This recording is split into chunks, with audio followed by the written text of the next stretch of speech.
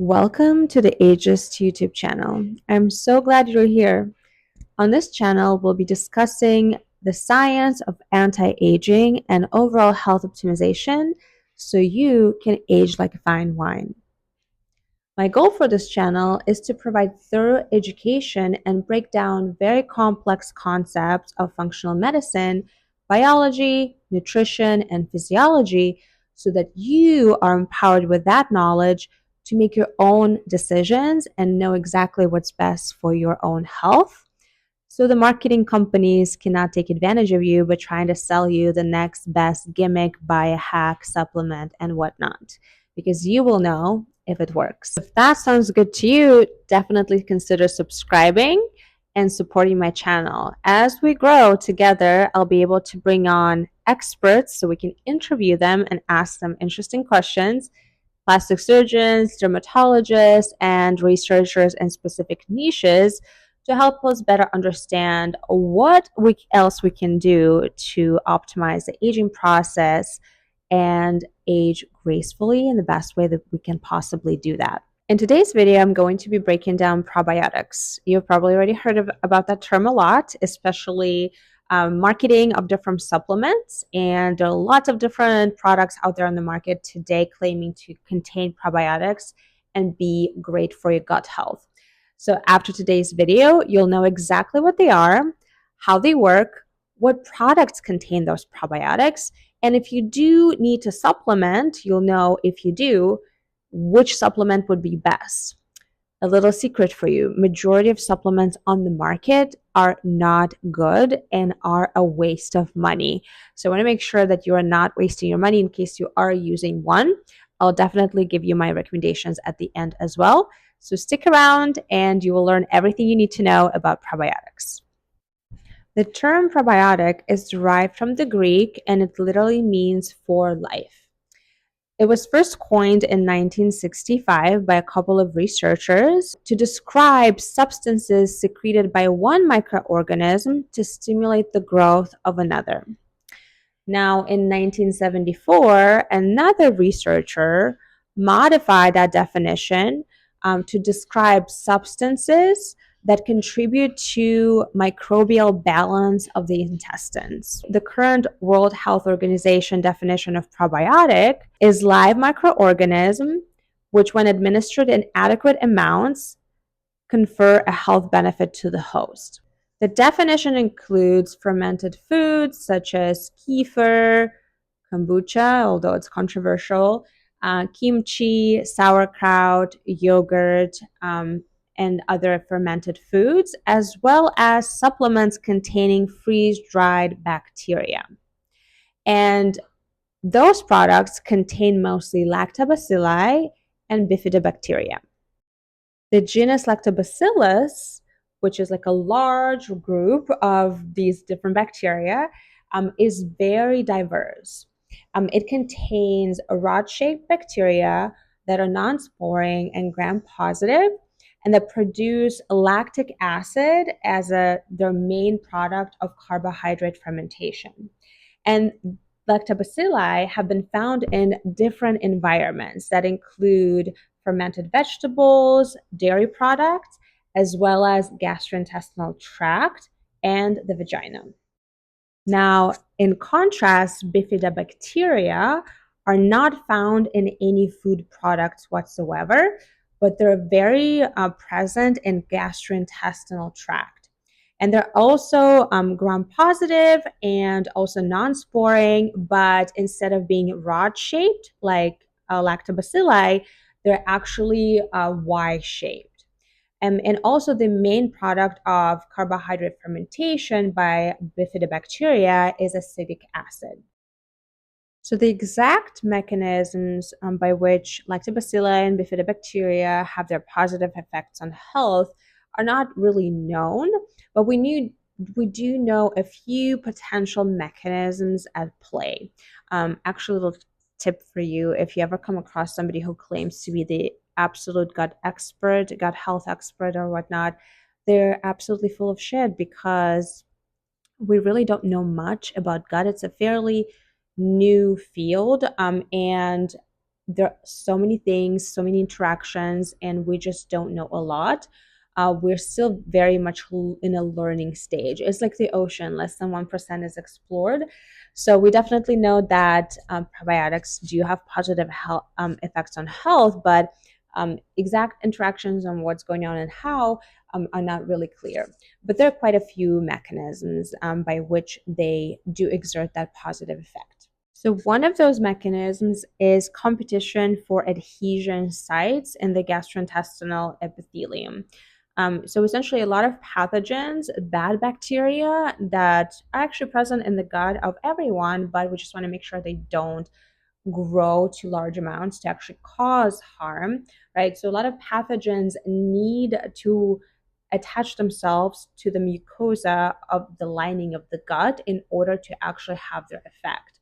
So the lactobacilli and bifidobacteria compete for those sites. So if your gut is healthy and you have a lot of good bacteria, they simply outcrowd the bad guys and prevent them from sticking to the gut lining and therefore multiplying and starting to secrete substances that will harm your health. And this effect of competition for adhesion sites has been demonstrated by some specific strains, for example, Lactobacillus rhamnosus GG. And I will talk what strains are in a little bit. And then also Lactobacillus plantarum 299V.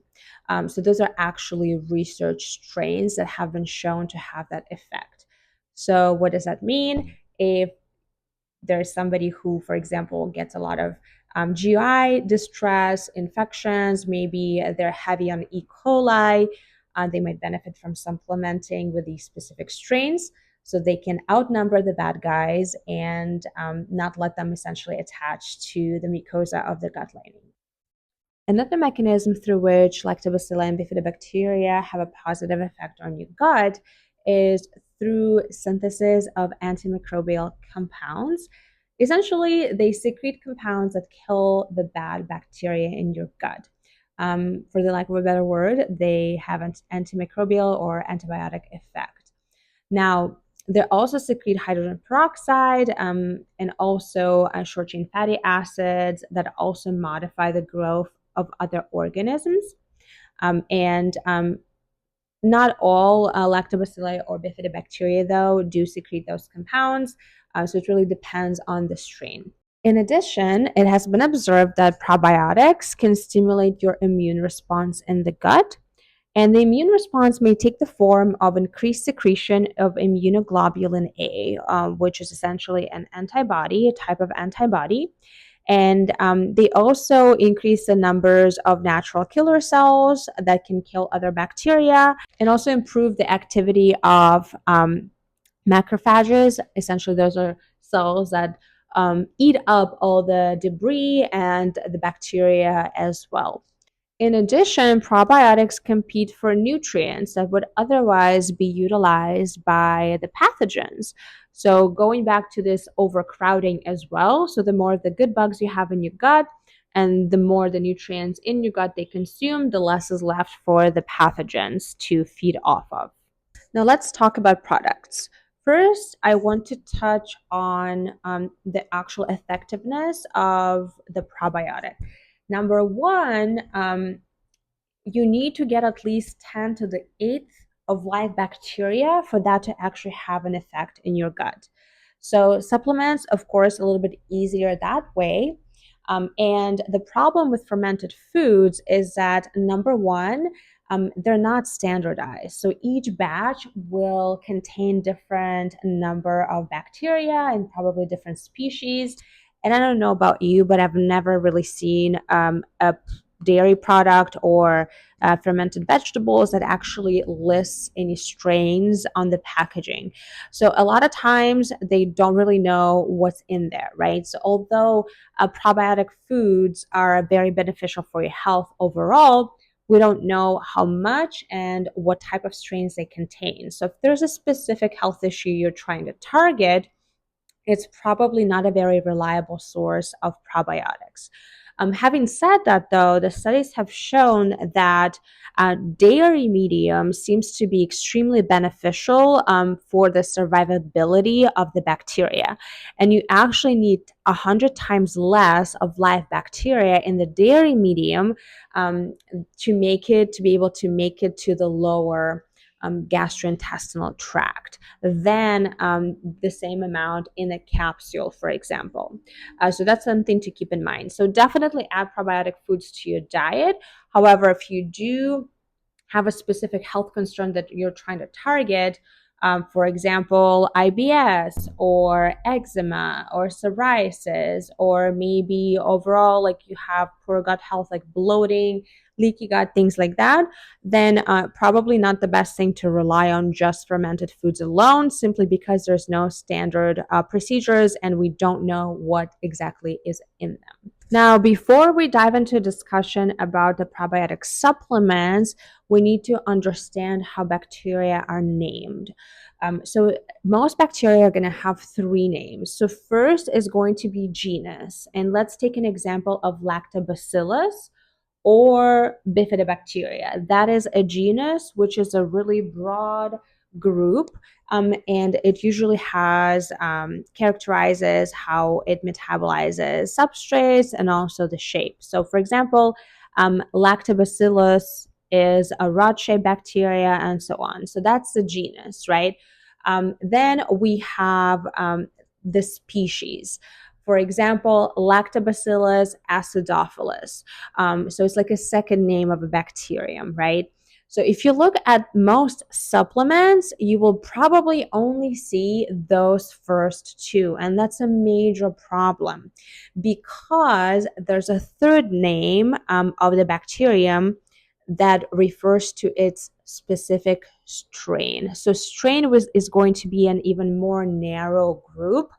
For example, Lactobacillus rhamnosus GG. So Lactobacillus is a genus, rhamnosus is a species, and GG is going to be the strain. So if we compare two different strains of Lactobacillus rhamnosus, we might not find the same effects. So the strain is extremely important.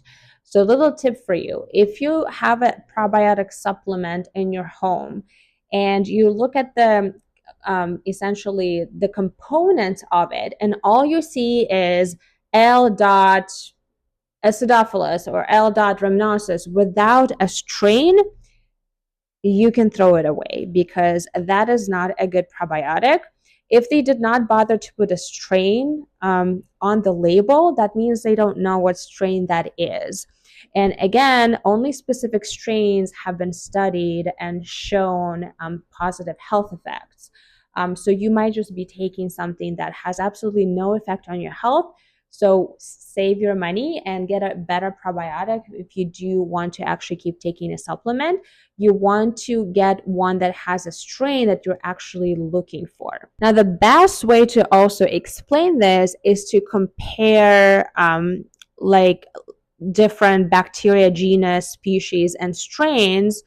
A strain can be like a breed of dogs. For example, a genus is Canis, then species is Familiaris, and then the strain is going to be a breed, right? So we have dogs of all different shapes and sizes. We have mastiffs and chihuahuas, and they all have completely different sizes and external characteristics, and they have completely different traits and uses. There are dogs that are hunting dogs, and others are more for protection, and there are a lot of useless dogs as well.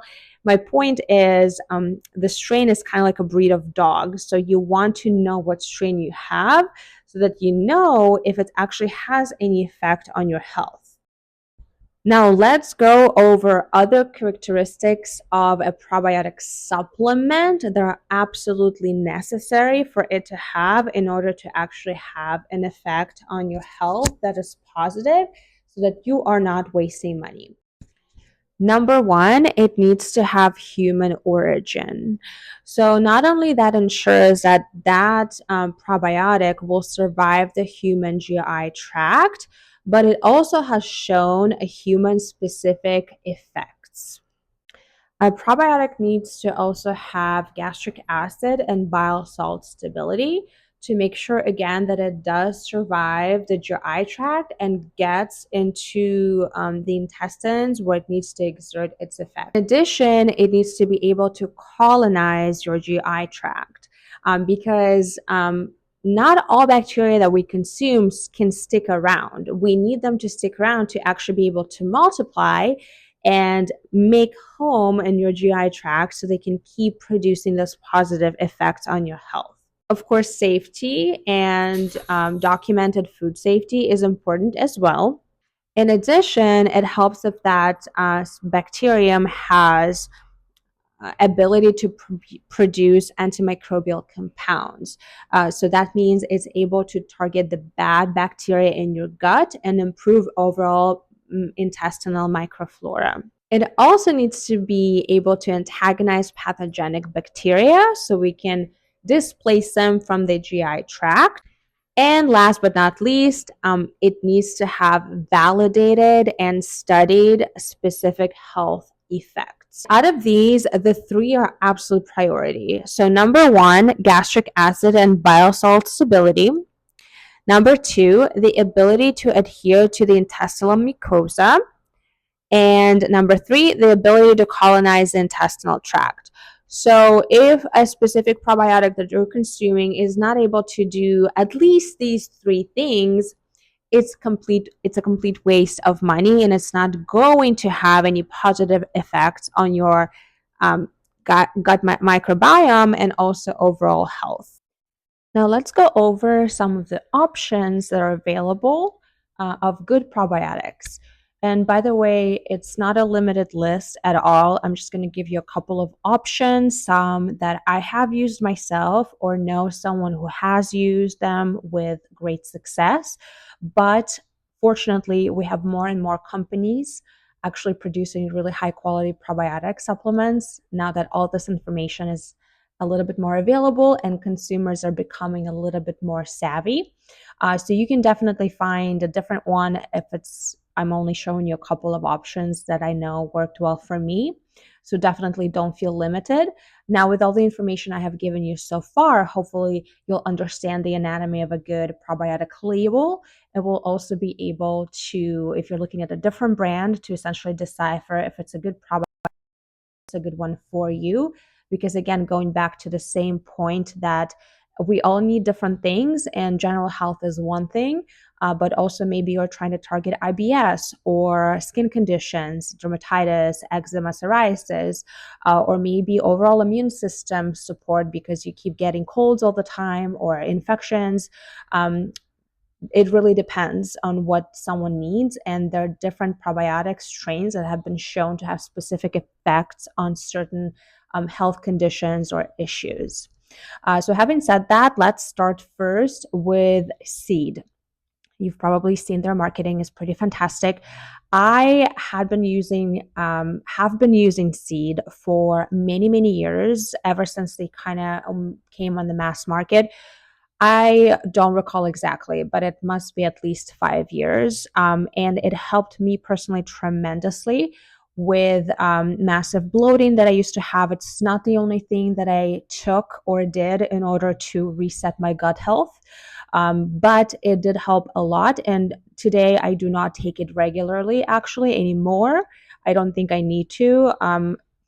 And that's the whole goal. The goal is to eventually not have probiotic because you have reseeded and have supported your own microbiome fully so that it is kind of functioning on its own. Now, the seed is great because it's clinically tested. I think they also have the strains are clinically tested, but I think they also either have clinical trials for this specific probiotic blend in the works right now. But we do have data on separate strains. We just don't have data on the blend, and it's kind of a general probiotic. So let's take a look at their formulation. So as you can see, there are lots of different strains in here, and the amount of live bacteria is actually extremely high. Now, it could be beneficial. My experience was very positive. I had great results with this one, but I have to warn you that it's not for everybody, and depending on what condition we're trying to target, this might actually be too much, and maybe the diversity might also be a problem. So sometimes less is actually more, and fewer targeted strains are better. So this is an overall general health promoting probiotic blend. Again, might not be well suited for every person, so it really depends on your specific situation. Digestive health, we can see there are a lot of different strains over here with clinical studies to back them up that they're actually effective. Then we can see dermatological blend, a few over here, cardiovascular health blend, micronutrient synthesis. Some of these have been shown to make B12, and there are also certain strains that also actually produce antioxidants like carotenoids, which are beneficial for health. And then we have polyphenolic precursors, which is actually very important. Sometimes it helps to take polyphenols separately. Again, depending, I'm not going to go too deep into that. In terms of treating gut dysbiosis, so they already have this included here, which is a huge bonus. Now, the next one we have from Thorne, which is a great company overall, and they have Women's Daily Probiotic. So this, again, we have our strains here, so we can see a good anatomy of a good label. And also, this one is targeted specifically for women's health. So it's for someone who maybe struggles with frequent uh, BVs or imbalances down there. They could be really helpful as well. And there are multiple clinical trials on several of these strains. And actually, specifically, they use the Astarte proprietary blend that does have also data to back up its efficacy. And a third option I'm going to quickly go over is Just Thrive Probiotic. It's also has good marketing, and it's a spore-based probiotic. And you can see actually we mostly discuss lactobacilli and bifidobacteria, but this one it contains bacillus. They're all human origin as well. So I have not personally used this one, but I know some people who have with great effects. And these strains have been shown to be able to not only improve the balance in your gut, but also make antioxidants and carotenoids and also some micronutrients, which is how they impact overall microbiome balance.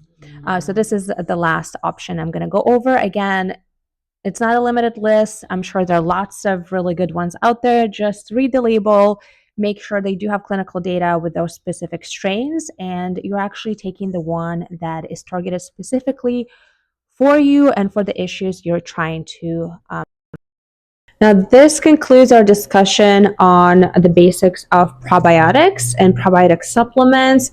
I hope this provided more clarity for you, and now you're able to know exactly how they work and what probiotics are, as well as how to pick the right supplement for you. Please let me know down in the comments. Was this helpful? Was something not clear? What else would you like me to touch on? This is my very first video, probably won't be the best one. So any feedback would be greatly appreciated so I can improve and provide more value to you. And I will see you on the next one.